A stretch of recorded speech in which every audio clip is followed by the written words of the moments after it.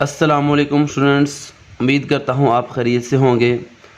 Students, आज हम exercise number 2.2 start कर रहे हैं। इसमें क्वेश्चन नंबर 1 है, express each of the following in logarithmic form, यानी इन सारे क्वेश्चंस को लॉगरिथमिक फॉर्म में लिखें। सेकंड क्वेश्चन की स्टेटमेंट है, express each of the following in exponential form, यानी वो वैल्यूज़ जो लॉगरिथमिक फॉर्म में लिखी हुई हैं इनको एक्सपोनेंशियल फॉर्म में लिखें। तो आज हम सीखेंगे कि किसी भी नंबर को लॉगरिथमिक फॉर्म में या एक्सपोनेंशियल फॉर्म में कैसे लिखते हैं। और उससे पहले हम ये जानने की कोशिश करते हैं कि logarithm of a real number, किसी भी नंबर के लॉगरिथम से क्या मुराद है। In simple words, the logarithm of a real number tells us how many times one number must be multiplied by itself to get another number. इसका मतलब है हम लॉगरिथम की मदद से ये फाइंड कर सकते हैं कि किसी भी नंबर को अपने आप से ही कितनी बार मल्टीप्लाई किया जाए कि कोई नंबर आंसर आ जाए। इसको लॉगरिथमिक फॉर्म में यूँ लिखते हैं, log x to the base b is equal to y। अब हम इसको समझने की कोशिश करते हैं कि इसका मतलब क्या है। इसमें b बेस कहलाती है, x इज़ अ रिज़ल्ट और the number whose logarithm is being taken, x वो रिज़ल्ट है या वो नंबर है जिसका लॉगरिथम लिया गया है। y is exponent, y exponent है, पावर है, और logarithm of x to the base b, यानी ये किसी नंबर का लॉगरिथम है जिसकी बेस b है। तो इसका मतलब है जो नंबर लॉगरिथमिक फॉर्म में लिखा हुआ है उसको हम एक्सपोनेंशियल फॉर्म में यूँ लिख सकते हैं। In other words, logarithm of x, यानी x का अगर लॉगरिथम लें टू द बेस b, जिसकी बेस b हो तो उसका आंसर y आएगा। हम इसको अब समझने की कोशिश करते हैं इसका क्या मतलब है। स्टूडेंट्स, हम यहाँ पर एक एग्जांपल सॉल्व करते हैं। हमारे पास अगर 2 की पावर 5 लिखी हो तो इसका आंसर होता है 32। हम लिखा 2 की पावर 5 इज इक्वल टू 32। इसका मतलब है हमें पता है कि अगर हम 2 को 5 टाइम्स मल्टीप्लाई करें तो इसका आंसर आएगा 32। लेकिन अगर हमें 2 की पावर ना बताई जाए लेकिन आंसर बता दिया जाए कि आंसर 32 है, तो बताएं 2 की क्या पावर होगी जिसका आंसर 32 होगा। तो हम इसका लॉगरिथम ले लेते हैं। लॉगरिथम में हम इसे क्या लिखेंगे, log 32 टू द बेस 2। हम इस रिज़ल्ट का लॉग ले लेते हैं और उसकी बेस हमने बताई है कि 2 है, यानी बेस में 2 होना चाहिए और 2 की कितनी पावर लगाई जाए कि उसका आंसर 32 आए, वो हमने फाइंड करना है। तो इसकी डेफिनेशन के मुताबिक logarithm of a real number tells us how many times one number must be multiplied by itself to get another number. हमने ये फाइंड करने की कोशिश करनी है कि किसी भी नंबर को कितनी बार मल्टीप्लाई किया जाए कि उसका आंसर 32 आए। इसका नेक्स्ट है हमारे पास question number 1, exercise number 2.2। Statement है, express each of the following in logarithmic form. इन सारी वैल्यूज़ को हमने लॉगरिथमिक फॉर्म में लिखना सीखना है। तो याद रखें स्टूडेंट्स, जब भी हमने किसी वैल्यू को लॉगरिथमिक फॉर्म में लिखना हो तो हम एक्सपोनेंट के नीचे जो बेस होती है इसके साथ लॉग लिख देते हैं। लॉग बेस में 10 लिख दिया। तो जब हम एक्सपोनेंट के नीचे वाली वैल्यू के साथ लॉग लिखेंगे तो हम इस 3 का और इस 1000 की जगह आपस में चेंज कर देंगे। 1000 3 की जगह पर आ जाएगा और 3000 की जगह पर आ जाएगा। इस तरीके से हम एक्सपोनेंशियल फॉर्म को लॉगरिथमिक फॉर्म में लिखेंगे। नेक्स्ट है हमारे पास 2 की पावर 8 इज इक्वल टू 256, यानी 2 की पावर 8 का आंसर होता है 256। तो जब भी हमने इसको लॉगरिथमिक फॉर्म में लिखना है तो हम बेस के साथ लॉग लिखेंगे। जब बेस के साथ लॉग लिखेंगे तो ये जो रिज़ल्ट है ये 256 ये 8 की जगह पर आ जाएगा, जो एक्सपोनेंट है वो 256 की जगह पर आ जाएगा। तो ये हमारी लॉगरिथमिक फॉर्म आ गई। नेक्स्ट है हमारे पास पार्ट नंबर 3। इसमें हम एक्सपोनेंट के नीचे जो बेस है, बेस के साथ हम लॉग लिखते हैं और फिर ये -3 और 1/27 की जगह आपस में चेंज हो जाएगी। -3 राइट साइड पर आ जाएगा और 1/27 -3 की जगह पर आ जाएगा। नेक्स्ट है हमारे पास 20 की पावर 2 इज इक्वल टू 400, यानी 20 स्क्वायर इज इक्वल टू 400। हमने इसको लॉगरिथमिक फॉर्म में लिखना है तो हम बेस 20 वैसे ही लिख दी, ये 2 और 400 की जगह आपस में चेंज कर देंगे। ये बनेगा log 400 to the base 20 is equal to 2। Next है हमारे पास पार्ट नंबर 5। हम इसको लॉगरिथमिक फॉर्म में लिखते हैं तो log बेस में आ गया 16। जब इसको लॉगरिथमिक फॉर्म में लिखेंगे तो 1/2 और -1/4 की जगह आपस में चेंज हो जाएगी। -1/4 राइट साइड पर आ जाएगा और 1/2 -1/4 की जगह पे चला जाएगा। नेक्स्ट है हमारे पास पार्ट नंबर 6। हम इसको लॉगरिथमिक फॉर्म में लिखते हैं। बेस हमारे पास यहाँ पर 11 है, हम इसको बेस में लिखते हैं और जब 11 के साथ लॉग लगाया तो 121 इस 2 की जगह पर आ जाएगा और ये 2 121 की जगह पर आ जाएगा। ये इसकी लॉगरिथमिक फॉर्म है। नेक्स्ट है हमारे पास पार्ट नंबर 7। देखिए स्टूडेंट्स, यहाँ पर बेस q है और q के ऊपर एक्सपोनेंट r है। तो जिस साइड पर बेस के ऊपर एक्सपोनेंट हो हमने लॉग उस साइड पर लिखना है। यहाँ पर लॉग की बेस में q लिखेंगे बेस को और r और p की जगह आपस में चेंज हो जाएगी। r इधर आ जाएगा और जो p है वो यहाँ पर आ जाएगा। ये बन जाएगा log p to the base q is equal to r।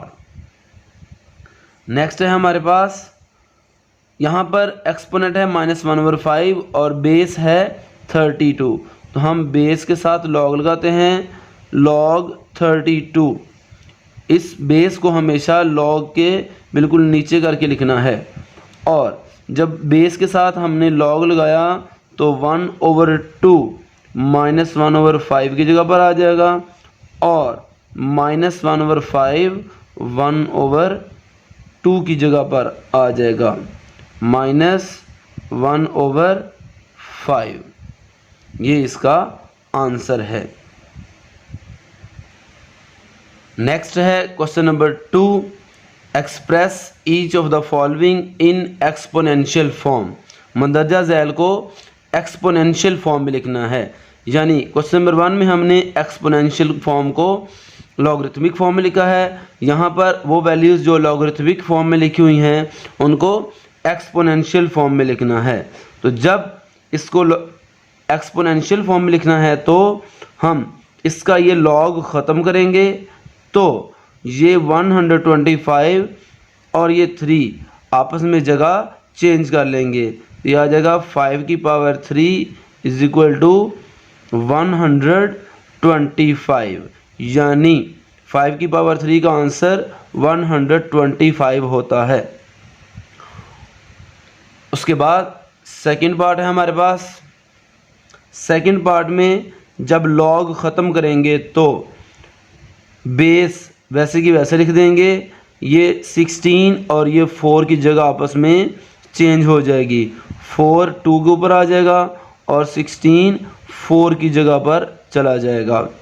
तो ये इसकी एक्सपोनेंशियल फॉर्म है। नेक्स्ट है हमारे पास थर्ड पार्ट, इसकी लॉगरिथमिक फॉर्म ख़त्म करेंगे तो 23 बेस अपनी जगह पे रहेगा, ये 0 23 की पावर में आ जाएगा और 1 इक्वल के राइट साइड पर आ जाएगा।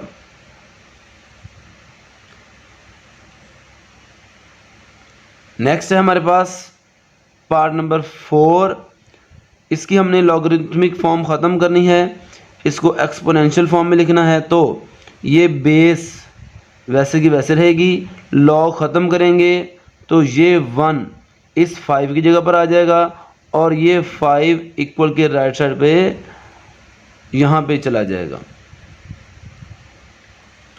नेक्स्ट है part number 5, log 1/8 to the base 2 is equal to -3। जब इसको एक्सपोनेंशियल फॉर्म में लिखेंगे, लॉग ख़त्म करेंगे तो बेस अपनी जगह पे रहेगी, ये -3 इसकी पावर में आ जाएगा और 1/8 इक्वल के राइट साइड पर आ जाएगा। यानी 2 की पावर -3 का आंसर होता है 1/8। यानी अगर 1/8 का लॉग लिया जाए जिसकी बेस 2 हो तो उसका आंसर आता है -3। नेक्स्ट है हमारे पास पार्ट नंबर 6, इसकी लॉगरिथमिक फॉर्म को ख़त्म करके एक्सपोनेंशियल फॉर्म में लिखना है। तो हम बेस में 9 है, 9 के साथ ये लॉग ख़त्म करेंगे तो ये 1/2 इस 3 की जगह पर आ जाएगा और ये 3 इस 1/2 की जगह पर चला जाएगा। सॉरी, इधर 1/2 आ गया है और ये 3 इक्वल के लेफ़्ट साइड पर आ गया।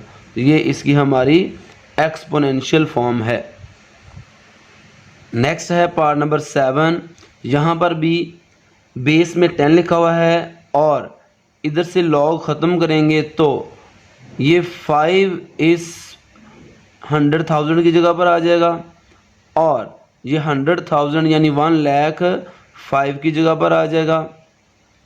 इसका मतलब है 10 की पावर 5 का आंसर होता है 1,00,000 या 100,000।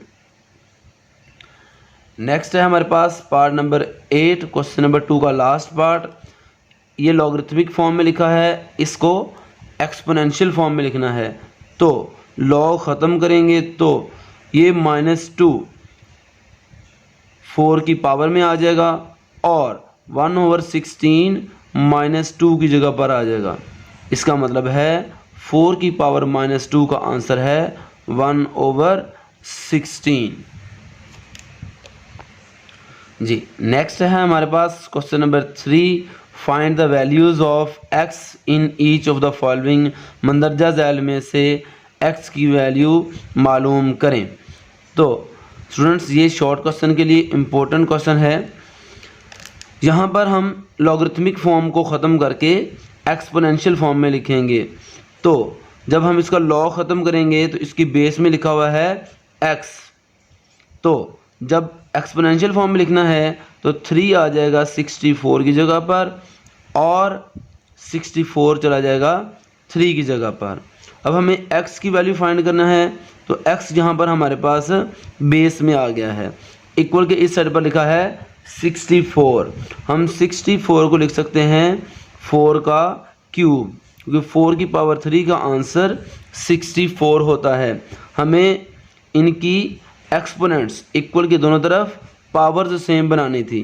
तो मैंने यहाँ पर देखा x की पावर 3 है, मैं राइट साइड पर भी 64 को ऐसे लिखता हूँ ये किसी नंबर की पावर 3 बन जाए। तो मैंने सोचा 4 की पावर 3 का आंसर 64 होता है, इसलिए दोनों की पावर्स सेम हो गई। अगर इक्वल के दोनों तरफ एक्सपोनेंट्स सेम हो जाएं तो एक्सपोनेंट्स को ख़त्म करके हम बेस को आपस में इक्वल लिख सकते हैं। यानी अगर इक्वल के दोनों साइड्स पर एक्सपोनेंट्स इक्वल हैं तो इनकी बेस भी आपस में इक्वल होगी। इस तरीके से हमारे पास x का आंसर आ गया 4। नेक्स्ट है हमारे पास पार्ट नंबर 2। ये लॉगरिथमिक फॉर्म में लिखा है, इसकी लॉगरिथमिक फॉर्म ख़त्म करेंगे तो बेस वैसे की वैसे आ जाएगी। लॉग ख़त्म करेंगे तो ये x 5 की पावर में आ जाएगा और ये 1 x की जगह पर चला जाएगा। इसका मतलब है 5 की power x is equal to 1, यानी 5 की पावर में ऐसा कौन सा नंबर लगाया जाए कि इसका आंसर 1 आ जाए। तो स्टूडेंट्स याद रखें, हमेशा किसी भी वैल्यू की पावर 0 हो, 0 के अलावा किसी भी वैल्यू की पावर 0 हो, उसका आंसर हमेशा 1 होता है। तो मैंने यहाँ पर लिख लिया 5 की पावर 0। मैंने 5 ही क्यों लिखा, क्योंकि मैंने यहाँ पर देखा लेफ़्ट साइड पर बेस में 5 लिखा हुआ है, इसलिए मैंने यहाँ पर भी बेस में 5 लिख दिया ताकि इक्वल के दोनों तरफ बेस सेम हो जाएं। जब बेस सेम हो जाएंगी तो हम बेस को ख़त्म करके एक्सपोनेंट्स को आपस में इक्वल लिख सकते हैं, यानी 5 की पावर में x की जगह पर 0 लगाएंगे तो 5 की पावर 0 का आंसर 1 आ जाएगा। नेक्स्ट है हमारे पास part number 3, log 8 to the base x is equal to 1। जब इसको लॉगरिथमिक फॉर्म ख़त्म करेंगे, एक्सपोनेंशियल फॉर्म में लिखेंगे तो x बेस अपनी जगह पर रहेगी, ये 1 x की पावर में आ जाएगा और 8 इस 1 की जगह पर चला जाएगा। अब याद रखें, अगर x की पावर 1 आ जाए इसका मतलब ये सिंपल x है और हमें इसका एक्सपोनेंट या बेस सेम करने की ज़रूरत नहीं, यही x की फाइनल वैल्यू है। नेक्स्ट है हमारे पास पार्ट नंबर 4, इसको एक्सपोनेंशियल फॉर्म में लिखते हैं तो बेस अपनी जगह पे रहेगी, ये -3 10 की पावर में आ जाएगा और x इक्वल के राइट साइड पर आ जाएगा। जब x के ऊपर कोई पावर नहीं तो हम 10 की पावर 3 को ही सॉल्व कर लेते हैं। 10 की पावर 3 का मतलब है 1/10 की पावर 3। हमने चैप्टर नंबर 1 में सीखा था कि अगर किसी वैल्यू की पावर माइनस वाली आ जाए उसको डिनोमिनेटर में ले जाएं, उसकी पावर पॉजिटिव हो जाएगी। और 1/10 की पावर 3 का मतलब होता है 10 को 3 टाइम्स मल्टीप्लाई करना है, 10 को 3 टाइम्स मल्टीप्लाई करना है, तो इसका आंसर आ जाएगा 1000, यानी 1/10 की पावर 3 इज इक्वल टू 1/1000। ये हमारे पास x की वैल्यू है। नेक्स्ट है हमारे पास पार्ट नंबर 5, इसको एक्सपोनेंशियल फॉर्म में लिखते हैं तो बेस अपनी जगह पर रहेगी, ये 3/2 4 की पावर में आ जाएगा और x इक्वल के राइट साइड पर आ जाएगा। तो अब x के ऊपर कोई पावर नहीं है तो हम सिर्फ इस वैल्यू को सॉल्व कर लेते हैं। याद रखें स्टूडेंट्स, 4 को हम लिख सकते हैं 2 की पावर 2। इस 4 को लिख लिया मैंने 2 की पावर 2। 2 का स्क्वायर होता है 4 और इसके बाहर 3/2 वैसे का वैसे। ये 2 इस 2 के साथ कैंसिल हो जाएगा, बाकी बचेगा 2 की पावर 3 और 2 की पावर 3 होता है 8, यानी 2 को 3 टाइम्स मल्टीप्लाई कर लें। 2 को 2 से मल्टीप्लाई किया 4 और 4 को 2 से मल्टीप्लाई किया 8, तो 2 की पावर 3 का आंसर आ गया 8। तो x की वैल्यू होगी हमारे पास 8। नेक्स्ट है हमारे पास पार्ट नंबर 6, इसको एक्सपोनेंशियल फॉर्म में लिखते हैं तो लॉग ख़त्म करेंगे, बेस 2 वैसे की वैसे रहेगी, x 2 की पावर में आ जाएगा और 1024 राइट साइड पर आ जाएगा। अब देखें स्टूडेंट्स, यहाँ पर हमारे पास बेस में 2 है और x एक्सपोनेंट में आ गया है। इसका मतलब है अगर x पावर में आ जाए तो हमें इसकी बेस जो 2 है ऐसी ही बेस हमने इक्वल के राइट साइड पर बनानी है। तो यहाँ पर बेस 2 है तो यहाँ पर भी बेस 2 बनानी है। तो हमने 1024 को फैक्टराइज करके बेस 2 बनानी है। इसका मतलब है 1024 2 पर डिवाइड होगा। 2 5 ज़ा 10 और 2 1 ज़ा 2, 2 2 ज़ा 4 और 2 2 ज़ा 4, 1 कैरी जाएगा। 2 5 ज़ा 10, फिर 1 कैरी, 2 6 ज़ा 12, 2 1 ज़ा 2, 2 2 ज़ा 4, 2 8 ज़ा 16, 2 6 ज़ा 12, 2 4 ज़ा 8, फिर 2 3 ज़ा 6, 2 2 ज़ा 4, फिर 2 पर डिवाइड करेंगे। 2 का टेबल 16 तक पढ़ेंगे तो 32 आएगा। 2 का टेबल 8 तक पढ़ेंगे तो 16 आएगा। 2 का टेबल 4 तक पढ़ेंगे तो 8 आएगा। और 2 2 ज़ा 4 और 2 1 ज़ा 2। तो हमने 1024 को 2 के टेबल पे डिवाइड किया तो 10 टाइम्स 2 आया है। 1 2 3 4 5 6 7 8 9 10। तो हम इसको लिख सकते हैं 2 की power x is equal to 2 की पावर 10। देखिए स्टूडेंट्स, दोनों साइड्स पर बेस सेम हो गई है। अगर बेस सेम हो जाए तो बेस को ख़त्म करके हम एक्सपोनेंट्स को आपस में इक्वल लिख सकते हैं। इस तरीके से हमारे पास ये x की वैल्यू आ गई 10।